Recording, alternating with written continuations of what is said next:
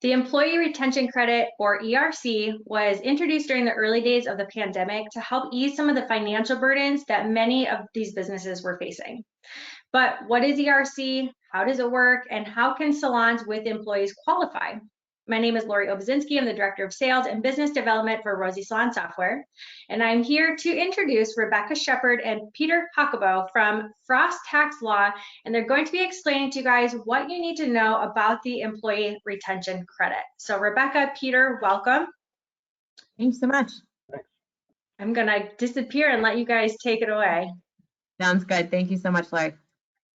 So Peter and I are tax controversy attorneys, or that's at least what we were doing, pre-March 2020. A lot of our clients were small businesses that, through one way or another, weren't able to meet their tax obligations, or there were audits, things like that, with sales tax, income tax, payroll tax. And essentially, they were kind of on the bubble of viability. So when the pandemic hit, Peter and I had to dig deep into the CARES Act to try to figure out how we could save these people. So what we did is we learned everything there was to know about PPP. And at that time, the ERC was a small credit, and you couldn't use it with PPP together. And so we didn't pay that much attention to it until December of 20, when things changed, and you're actually able to use these credits together. So if you've been told by a CPA that you don't qualify for employee retention credit simply because you have a PPP loan, they're basing it off old information. It's changed, you certainly can. And, at that point was a pivoting point for Peter and I, where we were able to help our clients, satisfy their tax obligations, get credits, get checks, get refunds through the ERC. Now, since then, we've actually been able to pivot and help clients or customers that were not, on the bubble of viability. Some are successful, some are doing great. Some still need some help, but obviously don't have tax problems. Some do have tax problems. It's a wide spectrum of these days. And all of them are still eligible for the Employee Retention Credit one way or another, the people that we're able to help. So we're going to go into that process, kind of explain how we got here, and then, how you all may be eligible for the credit. So I'll just jump in. Again, Rebecca saying how we got here. This is just a whole bunch of stuff came at you, in early 2020, and it really hasn't stopped. And it's like acronym soup. But PPP first, Paycheck Protection Program. There was a program called Family First Coronavirus Response Act that was related to paying wages for folks who were sick with COVID or close family members. There was deferral of employment, taxes, specifically Social Security taxes. There was this little paid attention to, employee retention credit. Restaurants had special things, Restaurant Revitalization Fund. There was a shuttered venue operator grant. And then because the whole country was in, an economic disaster area, folks were eligible to go and get EIDL loans. Rebecca said earlier that, maybe your CPA has already told you that you're not eligible. And that's sort of understandable. Like, this is how we got to where we're at. First was the CARES Act in March of 2020. And that initially said you can't do both. You can't do PPP and you can't do ERC. And, just imagine a scenario where, tax professionals, accountants are about to go into tax prep season, and they come out with this relief act in December of, right before the new year, December of 2020, that said, oh, just kidding.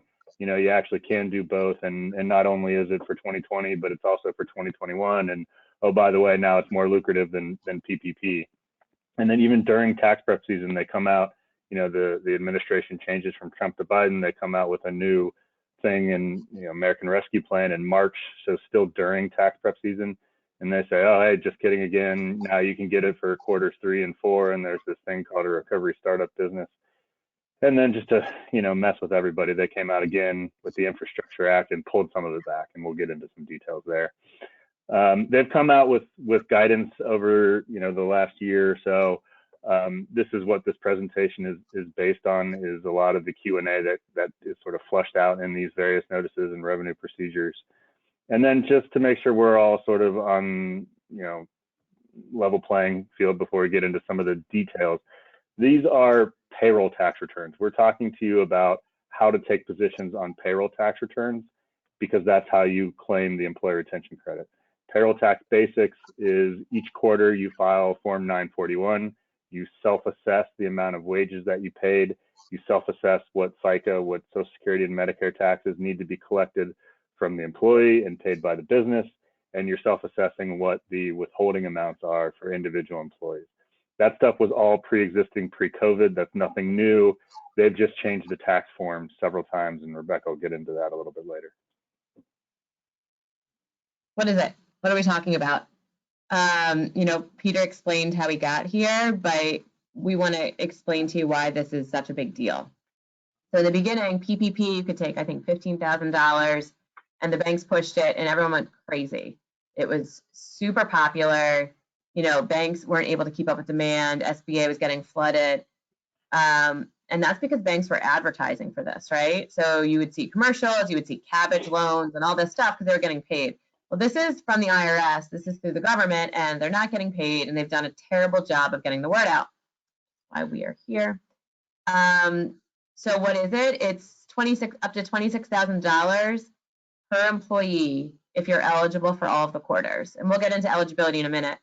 But that is a lot of money. And we've had people get, you know, we've had smaller credits, people getting $10,000, $5,000, things like that. We've also gotten people, you know, some pretty significant credits that have essentially like turned their entire business around, like over $1 million.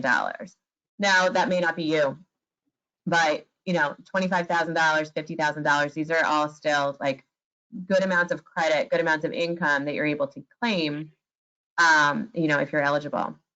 So what are the rules? For 2020, you're able to get 50% of up to $10,000 in qualified wages for every employee during the period of eligibility, or for the entire year. So $5,000 for 2020. For 2021, you get 70% of up to $10,000 per employee per quarter. That's how it goes so high, is because you get an additional $21,000 possibly for 2021.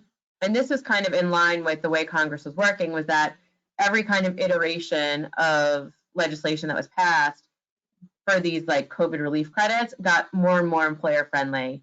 You know, I always joke and say that I think Congress thought we could turn our economy off for 8 weeks, like a light switch, and we just pop it back on and no one would be sick and, you know, everything would go about the way it was before. And as business owners, you know, that was simply not the case, and is still not the case for a lot of you.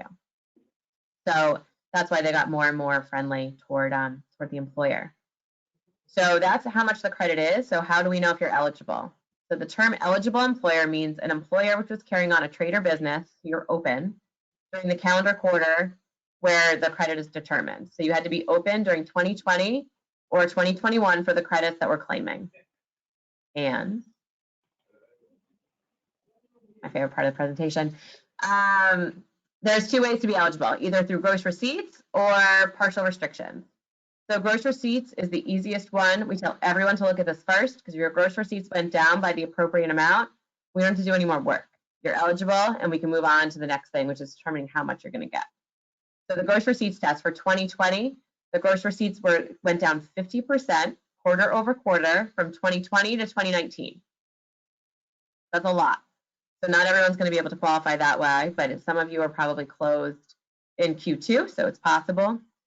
You know, in going with what I said before, and that the Congress was getting more and more business friendly, in 2021, instead of a 50% drop, all you need is a 20% drop. So your gross revenue has to go down 20%. That's top line. That does not include PPP money. This is like money into your business that is revenue. It had to go down 20% comparatively, 2021 over 2019. And there's an alternate reference period, so there might be a way for us to get you a few more quarters based on what those gross receipts are. We can get into that, you know, if you qualify. The other way that salons can be eligible is through a partial suspension. So this is going to be a lot of you, right, depending on where you are in the country. But if you are an essential business or a non-essential business, but parts of your business were shut down because the government said you cannot open the way you were typically opening before. So the operation of your trade or business is fully or partially suspended. The government said you cannot do it during the calendar quarter due to orders from an appropriate governmental authority. And this is really important. In order to be suspended, it has to tie back to a government order. It can't be, you know, I didn't feel comfortable, I'm immunocompromised, I didn't feel comfortable opening my business, therefore I should follow for this partial suspension test. The governor had to say, salons, you are not allowed to be open from X date to Y date. And then when you are open, you have to have a 50% capacity restriction. Or you need to have social distancing by 6 feet. And maybe your chairs weren't 6 feet apart before. And so now you need to sit every other chair, which is going to impact your capacity, which is going to impact your business.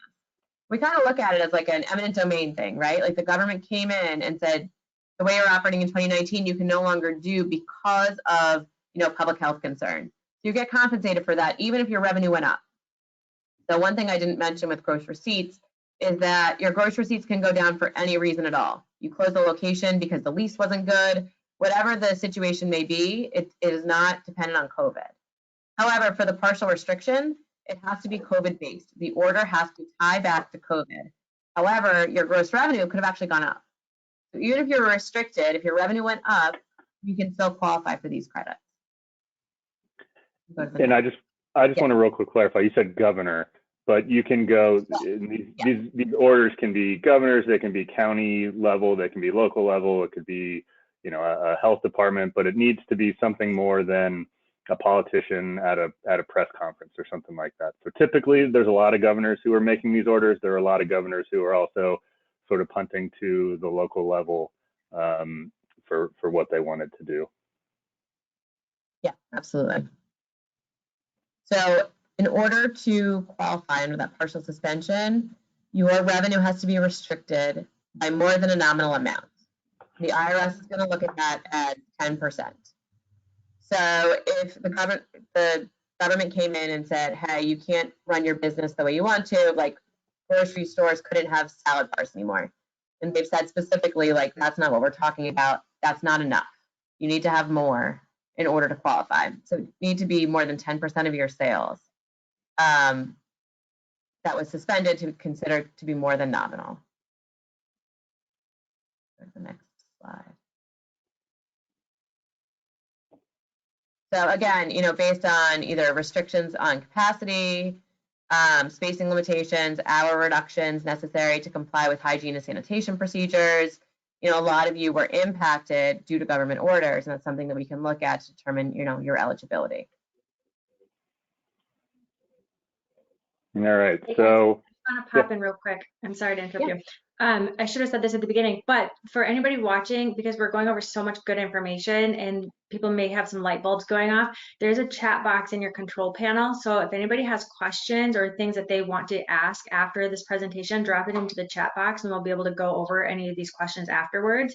I just don't want to skip over that part because I'm sure people are probably thinking some things in their head right now. So yeah, absolutely. Thank you so much. Thank you. So there is actually a third way to qualify. This is called a recovery startup business. This came in sort of late in the game, but 3 basic requirements. One is that the business began operations after February 15th, 2020. So if you were, you know, already in operation before February 15th, 2020, you're probably not going to qualify. There may be some exceptions if you established a new trade or business. That's sort of deep in the weeds. The second requirement is that the average annual gross receipts for the business were less than $1 million. And then you just can't qualify based on method 1 or method 2 related to gross receipts or partial suspension. So this is a good opportunity just to remind everybody that we're dealing with tax returns here that are filed on a quarterly basis, and the analysis for each of these credits is a quarter over quarter analysis. So you could qualify based on gross receipts in Q2 of 20. You could qualify based on a restriction in Q3 of 2020. I mean, it's an analysis in and of itself in each of these returns. The catch with recovery startup business is twofold. One is it's only something that you can claim in quarters 3 and quarter 4 of 2021. So in other words, you took a risk, you started something new during a global pandemic, and the government is rewarding you when you stuck around and you were successful and you made it through to quarter 3 and quarter 4. The other catch is that it is limited to $50,000 per quarter. So if you are a recovery startup business that didn't otherwise qualify under gross receipts or partial suspension during quarters 3 and quarter 4 of 2021, you can get up to $100,000 here. It is also the only way that you can qualify for the employee retention credit for quarter 4, because although that quarter was originally allowed, it was pulled back at one point. There are rules regarding definitional stuff with qualified wages. If you have more than 100 employees in 2020 or more than 500 employees in 2021, I don't suspect that that's going to be an issue for a lot of salons based on my experience. So I think we'll go through this. If you have more than 100 full-time employees, it's going to be something that you're going to want to slow down and work through. Absolutely. Does anyone, do you want to slow for a second, see if there's anyone who has questions? Feel free to put it in the chat. I don't see anything. I don't either. I actually don't know if that's possible for me to see it. I might have been lying to you. No questions have come in just yet. Okay, no problem. So just to kind of recap where we are, you're eligible if your gross receipts went down by a certain percentage, or if you were restricted, which I think every salon in the country was restricted in some way for at least a little bit. But that's something we can dig into, specifically with your facts, or you can talk to your accountant or whomever, your tax professional. That's the important thing, is to see, make sure you're digging in and getting, you don't want to leave any money on the table, essentially. Okay, so wages taken into account, we're talking about $10,000. Tips are included in that $10,000. So if your employees are getting tips for services, it's money that you didn't have to actually spend, but you're getting a credit back on it. So it's kind of a win-win-win type of thing. As Peter mentioned, recovery startup business, you're only eligible for up to $50,000 per quarter, regardless of how much qualified wage you have. So there's a cap on it. And this is the most important thing I'm going to say all day. The refunds of the excess credit are not some like nebulous carry forward net operating loss thing that you get like $1,000 every year for 20 years. This is a check that the government is going to write to your business for every quarter that you have a credit. So we have clients getting checks for $20,000, $50,000, like I said, $1 million for every quarter that they're eligible. Now, the IRS isn't processing these as fast as we want them to. It's taking about 6 months. There's a point where Peter knew like exactly how backlogged the IRS was. Is it still like 3 million or something? 3.8 was the last I read. Yeah, so it's taking a little while, but once you get it, once the refunds are processed, it's an actual check and it has no strings on it. It's not PPP where you have to use X amount for wages and Y amount for rent, or find the cable bill that fits in the covered period or anything like that. It's income. You can use it however you see fit. You can give yourself distribution. You can bonus out your staff. You can, expand. You can do anything you want. It's an amazing program. It just has not been, advertised properly.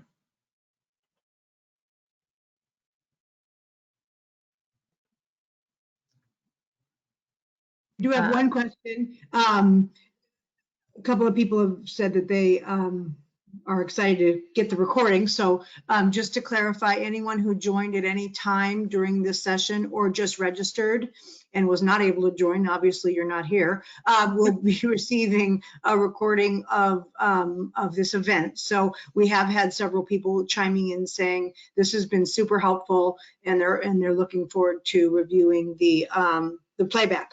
And then another individual, and we can connect you privately, obviously, is asking if you guys are available to help anybody on this call. Are you taking new clients around this? What would you suggest their next steps be if they think that they potentially qualify? Our contact information is the last slide. Feel free to give us a call, and we're happy to talk through anything.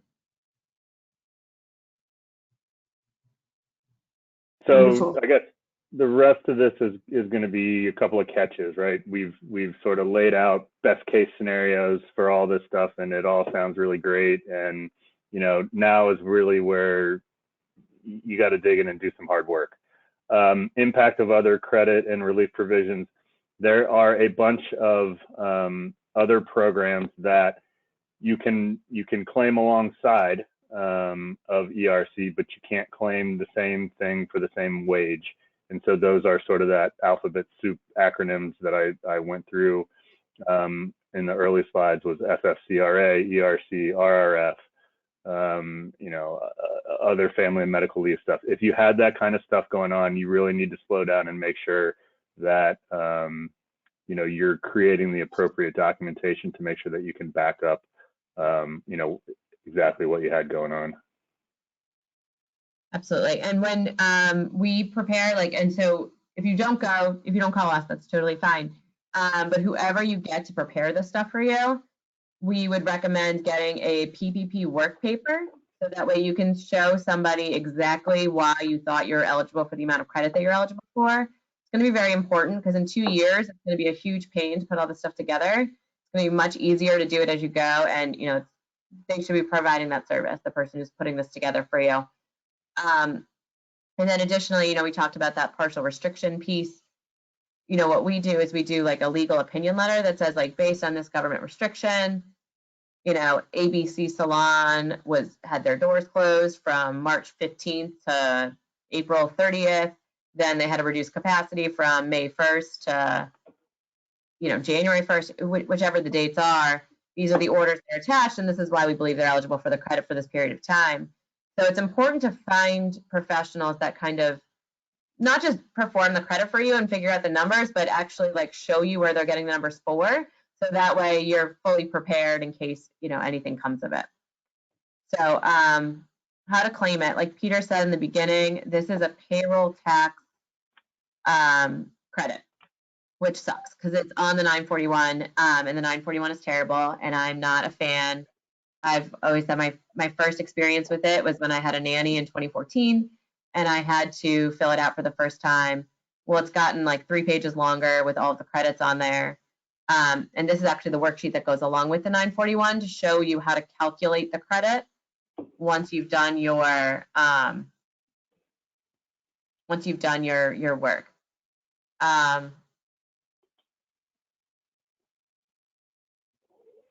Peter? I didn't know if you had anything more to say. No. I'm just watching the clock, so trying to move us along. We have another question come in, if I may. And this kind of might go back to you talking about the professional and seeking professional help. This question is around where do I find the form to apply? So this person obviously thinks that they qualify. Is there a form that they can pick up? You just mentioned the PPP work form. How does someone get this started? So you could get it's just a form 941, and at this point, hopefully you timely filed all your original 941. So it's a 941X. It's something you could Google. If you're comfortable working through the worksheets and doing all that stuff, it's something you could do yourself. It's not an application. This is a tax form, and you're taking positions on a tax return, an employment tax return, and you're firing it off to the government, and they're going to process it, or if there's something on its face that's incorrect, maybe they don't. But it's not an application. You're just taking a position on the tax return. Okay. And where do they get the PPE work paper? So someone has to create that. And a tax professional is going to have to make a PPP work paper that shows what their PPP loan wages were, where those wages were accounted for, and then what your employee retention credit is. So for example, if you guys want me to go this far and sweet. So say I paid Peter, he's my employee, and I paid him $50,000.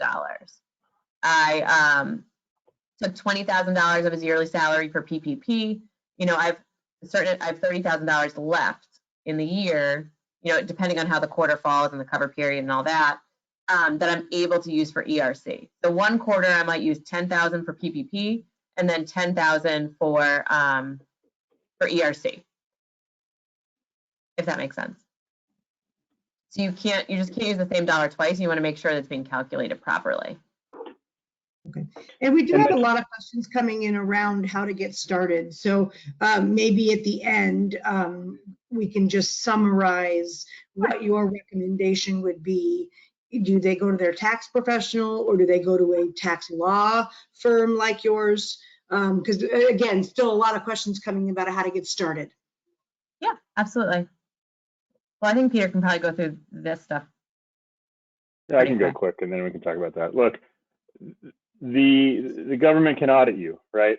And you need to know what you need to have in your file, and it sort of ties into who you work with. So it's a little bit different with ERC than PPP, because PPP, you were working with your banks and who knew what they were going to ask for, and it could have been different on a different day, right? In this case, the government actually came out and they said, this is what you need to have in your file. So, you know, if you're qualifying based on you know, full or partial suspension, you have to go out and you need to find those governmental orders. And keep in mind, you know, these things were changing weekly, bi-weekly, and some things were renewed, some things were tweaked. So this is hundreds of pages of stuff that I think you want to go. I mean, it's going to take some time, but you're going to have to go out and you're going to have to find them. If you had a decline in gross receipts, you need to be able to back it up. You know, qualified wages, you need to be able to show that you paid these wages, pay stubs, total pay reports, that kind of stuff. You need to just keep it all with you, because, you know, the government has 3 years basically from making this claim, and in some circumstances 5 years if it's quarter 3 or quarter 4 of 2021. So just make sure that you are approaching this, you know, in a sober way, because it's a lot of money that is potentially out there for this. There are some special issues. Just I'll go through them just so you're aware of them. We won't get into too much detail, but if you've got this stuff going on, it's a situation where you need to slow down and really think these things through. So there's an idea of controlled groups in the Internal Revenue Code, and it has to do with you know, similar ownership groups among and between multiple organizations, and deemed ownership and family relationships and aggregated service groups and all these different types of things. If you have closely related entities, you need to slow down and make sure you work through, because it can be a good thing, it can be a bad thing, right? It can be a good thing in as much as, you know, the restriction on a salon could qualify a construction company that your husband owns or your wife owns, or, you know, a manufacturing thing that, you know, at first blush wouldn't be eligible. Basically, if you're a controlled group, you're treated as one employer for all purposes. There are rules about if a majority owner, so 50% plus one, you know, their wages don't count as qualified wages. There are situations where that majority owner's family members, if they work in the business, their wages aren't considered qualified wages and wouldn't count for ERC. So you have to know when to back some of these things out. If you acquired a business or a portion of a business during 2020 or 2021, you're going to want to slow down. There are safe harbors related to gross receipts, because you're going to have to use the gross receipts related to that new business or business line, and you may not know the information from 2019. So you got to figure out how do you work through those issues. Sole proprietors, if you file on a Schedule C, your net business income is not eligible. So that line 31 that everybody was asking you for PPP is not eligible for ERC. You can still pay wages to someone as a sole proprietor, but your net business income is not going to count. Household employers, Rebecca's nanny, you're not going to be able to claim ERC for that person. The assessment statute is expanded to 5 years. That means, you know, in certain circumstances, the government can come back and audit you for a little bit longer. And then lastly, the refund claim statute is not extended, so there is, you know, a date certain when this is going to go away. It's not a situation like PPP or RRF or some of these other programs where they're going to run out of money, but there's going to be a point at which in 2024 that you can't, you know, the government's just not going to process your claim. And then lastly, tax treatment of ERC. So this is all built on existing tax law. Code section 280C says basically that if you get a credit for wages paid, you're going to have to reduce the amount of that credit and back it out of the wage deduction.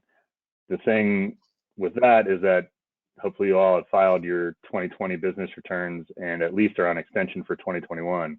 So you may be in a situation where you have to go back and amend your tax return, your business tax return. That may change, schedules K1 that trickle down to the individual owners, and then they're going to have to change their 1040s. All of that said, yes, it's a little bit of work. It's only really tweaking one number, but you're going to have to do it. You're going to have to pay tax on the amount of the credit.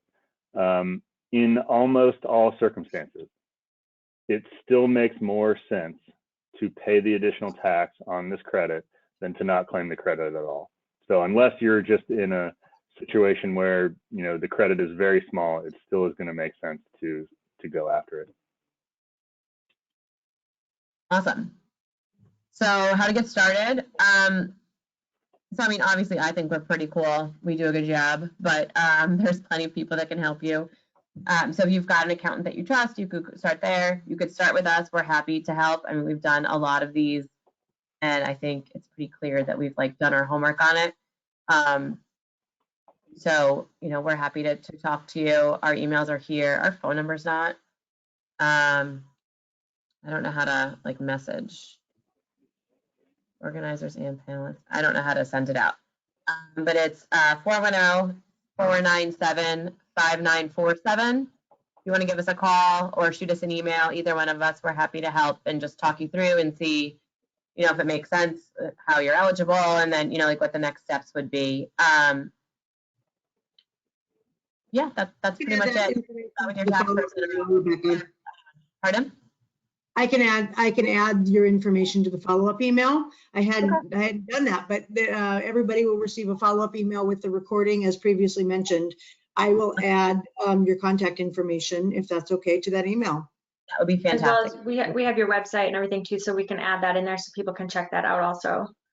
Great. Awesome. Thanks, guys. This is so much good information. So we'll include it in the follow-up. Do we have more questions? Do we have any other questions? I think in the chat box. No, we are good. Just request to repeat that information. So again, we'll put that in the follow-up email so that you've got it recorded. Awesome. Great. Thank you so much. Thanks, Peter and Rebecca, and thank you for everybody for joining today. I think that this information was super helpful and is going to be able to help a lot of our salon owners that we had watching today. So thank you guys so much. Awesome. Thank you. Take care. All right, everybody, have a great day. Bye.